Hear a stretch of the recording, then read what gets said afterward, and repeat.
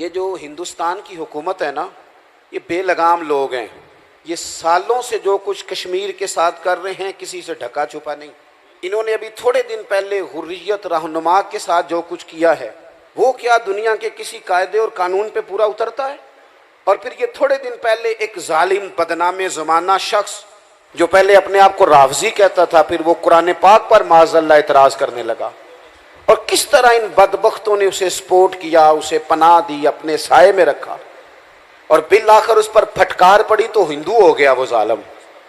اب ان کی ایک خاتون نے جس ڈھٹائی کے ساتھ رسول پاک علیہ السلام کی ذات والا صفات کے بارے میں نازیبا الفاظ کہے ہیں، ان کی شان میں کیا کمی آئے گی؟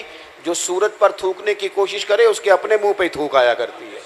میرے اعلیٰ حضرت نے کہا تھا رہے گا یوں ہی ان کا چرچا رہے گا، رہے گا یوں ہی ان کا چرچا رہے گا، رہے گا یوں ہی ان کا چرچا رہے گا، رہے گا یوں ہی ان کا چرچا.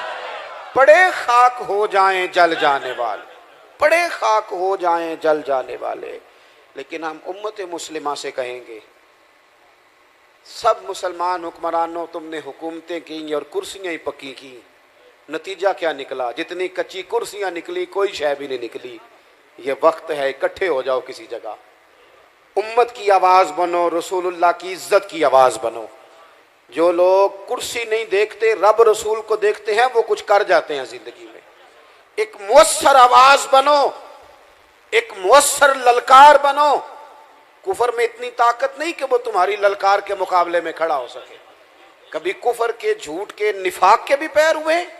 تم مضبوط بنو اور مضبوطی کے ساتھ آواز بلند کرو، اور اس حکومت کو پیغام دو کہ مسلمان رسول اللہ صلی اللہ علیہ وسلم سے اتنا پیار کرتے ہیں، اتنا پیار کرتے ہیں کہ کائنات میں سب سے بڑھ کے مدینے والے سے محبت کرتے ہیں. تو ہمیں اب مضبوط ہونے کی ضرورت ہے. ہم نے بڑا جی لیا جٹ ہو کے، بٹ ہو کے، رائی ہو کے. کبھی کبھی مسلمان ہو کے بھی جینا سیکھیں، کبھی اس پر بھی ناز کریں کہ ہم رسول اللہ کے غلام ہیں. اقبال نے کہا تھا اپنی ملت پر قیاس اقوام مغرب سے نہ کر، خاص ہے ترکیب میں قوم رسول ہاشم. کبھی کوئی کمزوری ہو جاتی ہے، کسی مقام پر ہم کوئی غلطی کر بیٹھتے ہیں، اس کا اعتراف کر لینا، اس کو مان جانا، اس کو تسلیم کرنا سیکھیں. ہمارے گھروں کے اندر جنگ لگی ہوئی ہے اس لیے کہ ساس کہتی ہے میں تو غلطی کر ہی نہیں سکتی. اور اگر لوگ ہمارے ہاں غلطی کا اعتراف کرتے بھی ہیں تو اتنا جارحانہ ہوتا ہے کہ وہ لگتا ہے غلطی نہیں، وہ تو ڈنڈا چل رہا ہے. بہو کہتی ہے اماں کی ساری غلطیاں میں تو کر ہی نہیں سکتی. اپنے آپ کو تسلیم کے کٹہرے میں لائیں، ماننا سیکھیں. اگر کسی جگہ آپ محسوس کرتے ہیں نا کہ یہاں میں بھی بھول گیا تھا تو مان لیں. بڑے بڑے لوگ مان جایا کرتے تھے، بڑے بڑے لوگ تھے جو رجوع کر لیتے تھے. تسلیم کرنے کا، مان لینے کا مزاج بنائیں. آپ کی ضرورت ہے آپ کسی بڑے آدمی کو، طاقتور کو کہہ سکیں کہ تو مان جا، تیرے اندر یہ کمزوری ہے. کوئی مانتا ہے؟ ہم مانتے ہیں. ہاں نہ تو کرو نا. غلطیاں کرتے ہیں کہ نہیں؟ مانتے ہیں. پھر میں نا ایک دفعہ اپنے علاقے میں موٹر سائیکل پہ ایک دوست کے پیچھے بیٹھا ہوا تھا، تو روڈ کے اوپر ہی نا ایک صاحب نے دوسرے کو ٹکر مار دی موٹر سائیکل کی. اب وہ غلط ٹکر ماری ہے، اس نے، اس سے غلطی ہو گئی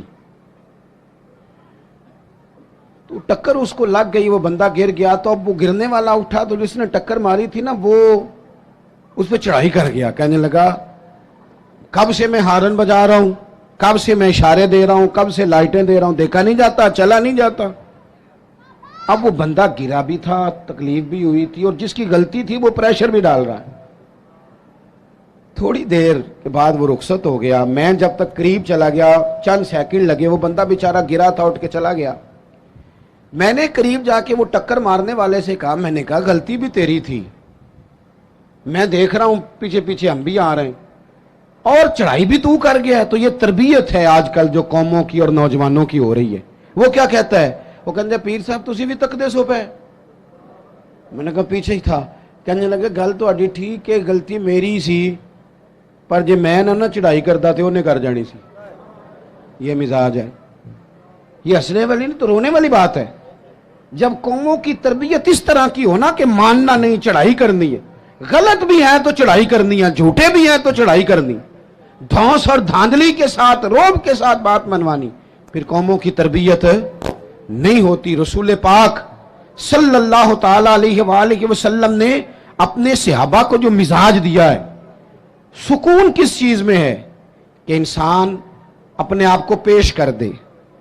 पता है, कैमरे लगानों से जुर्म नहीं खत्म होते। अगर कोई जुर्म से आशना हो जाए ना, मैंने करना नहीं, फिर खत्म होता है। इतना बड़ा मजमा है, इतने सारे आप लोग आए हैं, क्या 3 आदमी मिलके एक गरीब का बोझ नहीं उठा सकते? क्या 3 लोग किसी एक गरीब का बच्चा नहीं पढ़ा सकते? इन सियासतदानों की राह तुम देख रहे हो, इनकी, जिनको सिवाय अपनी लड़ाई से फुर्सत नहीं, और उन लोगों की तुम राह देख रहे हो जिनको वैसे गांव में किसी मरीज को जरूरत पड़ जाए तो उनके पास गाड़ी नहीं होती, लेकिन उनकी सियासी जमात का जलसा है ना, तो फिर वो गाड़ी भी निकलती है, फिर वो जिसको मर्जी भी देते हैं, फिर झंडे भी लगते हैं, फिर नंबर गेम भी होती है, फिर वीडियो भी बनती है। मैं भी उम्मीदवार हूं, टिकट लेना है, लिहाजा मेरे पीछे गाड़ियां लगाओ। न करो, ये नाशुक्री है दौलत की। जब अल्लाह की दी हुई जायज दौलत नाजायज जगह पे खर्च करते हो तो नाशुक्री करते हो। मैं आपसे अर्ज करूं, नहीं दर्द रहा हमारे दिल में, ज्यादा से ज्यादा अपने बच्चों के लिए दिल धड़कता है। थोड़ा सा और कभी दूसरा नंबर आए तो बहन भाइयों का, वरना वो रेडी वाला मेरा क्या लगता है, वरना ये तो इस तरह लगता है कि जैसे ये इंसानों के जत्थों को हमने जानवरों का जत्था समझना शुरू कर दिया।